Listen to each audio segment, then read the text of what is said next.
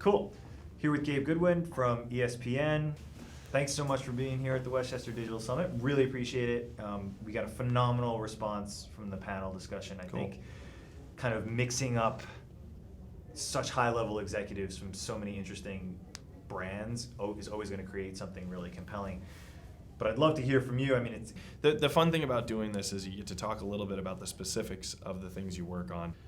We show up at work and know that there's a storyline that we're going to help drive, and we're going to, in some ways, I think, help start the conversation, and in other ways sort of see where it went and jump into it. Oh, cool. We have certainly, I think the word that everyone here uses is scale. I would just call it a big audience. A lot of people who expect to get good information and good points of view and cool content from us. Right. We're just sort of trying to attach our brand to any big sports event, whether it's on our air or anyone else's.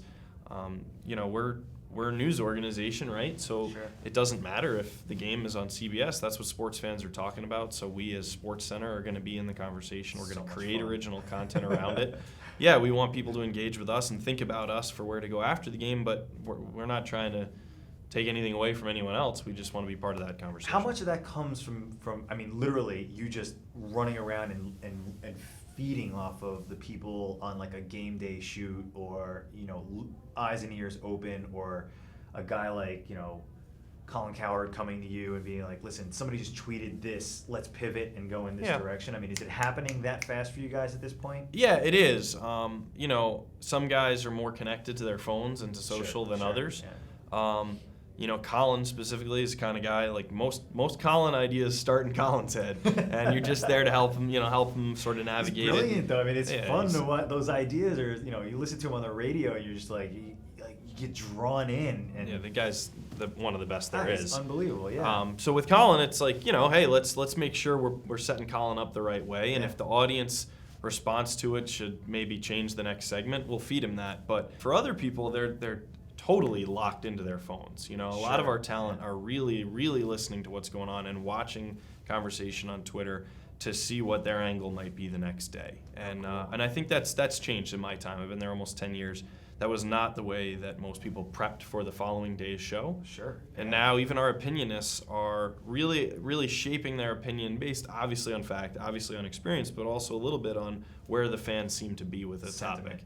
Yeah, and so, from the really serious stuff, and we've had a few of those stories lately, to just like the goofy thing, that Justin Bieber showed up at a game and he was shown in a cutaway, and people are making jokes and memes online. Is that something we're going to jump in on? Is that something that we can play with? It's every part of it. How much more for the future of what you guys are doing is this even part of your agenda, or you just kind of like see what happens? Will it be driven by the fans live within the experience? I mean, are you guys going to be on air, reading tweets? And I know that happens, but it's still curated content, but maybe even like pivoting on the story based on a citizen journalist, that's just, tweeting a photo. I think there's certainly a bit of that. And we're learning that there's value in it, and there's more tools to help you with that. Sure.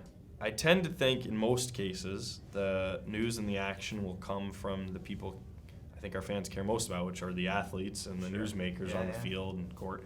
But absolutely, in aggregate form, the audience can tell you a lot. And if you have the right tools, we use a company called Mass Relevance a lot to help us curate and pull off the fire hose of Twitter. Jesse Redness is going to be speaking later. Yeah, cool. Mass Relevance, So we use Mass Relevance constantly. They have new tools that help you look at what they call real-time marketing. And it's a great content tool as well. So we're using that to say, hey, wait a second, our hunches weren't exactly in sync with what the audience is telling us here. It's just a data point. Right. It doesn't make it. A guy who's been producing SportsCenter for 10 years who knows how to pick the stories is not going to suddenly go and tear up the rundown. But maybe he'll give an extra minute or two or a secondary treatment to a story that was popping on social that he didn't see when the night started. Cool. Yeah, and that's the way it's working for us now. So it's not that the fan is necessarily like submitting something. It's not UGC is not going to suddenly just change the show. Right. But we can learn that, wow, actually, this storyline, which didn't seem important to the game, really resonated even more than this highlight.